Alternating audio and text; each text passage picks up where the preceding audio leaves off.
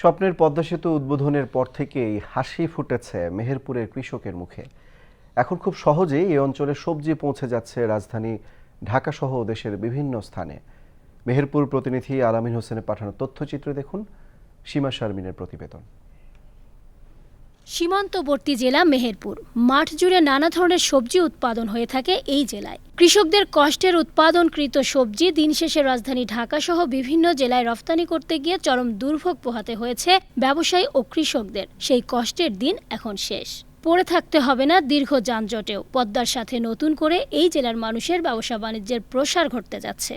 সবজি চাষিরা বলছে, দীর্ঘদিন যে কষ্ট করে এসেছি সে কষ্টের মুক্তি মিলল এই সেতুর উদ্বোধনের মধ্য দিয়ে। কাঁচামাল হচ্ছে এমন একটা পণ্য যেটা আপনার সঠিক সময় যদি না পৌঁছে এর কোনো মূল্য নাই। এমন যানজটে পড়ি, দেখা যাচ্ছে মুখোমুখি পৌঁছাইতে বাজার শেষ, তো সেদিনটা আর নাই। ঘন্টার পর ঘন্টা রাস্তা জ্যামে কাটাতে হয়েছে, সময় মতো বাজার ধরাতে পারেনি।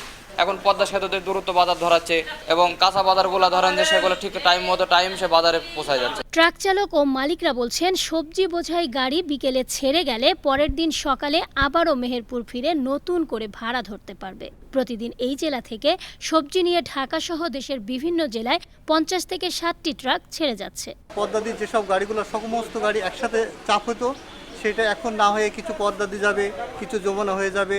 এই জন্য আমাদের যেটা মেহেরপুরের কাঁচামাল আমরা খুব সহজেই ঢাকা, ফেনী, চিটাগাং, সিলেট, বাংলাদেশের বিভিন্ন জায়গাতে খুব সহজভাবে আমরা সেটা পৌঁছে দিতে পারবো।